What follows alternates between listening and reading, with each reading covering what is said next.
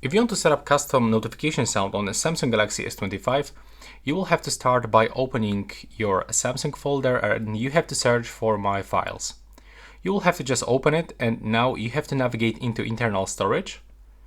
And right here, you will have to be sure that you switch from Essentials to all of them. And now you have to search for your music file. So in my case, I'm going to use this Over the Horizon. You have to just click and hold it, and then you can move it or copy. That's actually your choice. In my case, I'm going to actually copy this one, and we have to move it into other folder.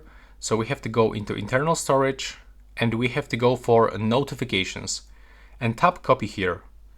Now just go back, open settings, scroll to sounds and vibration, select notification sound, and now search for your sound. So let's take a look at the bottom. It's actually not here, but let's take a look if we can find it here on the list.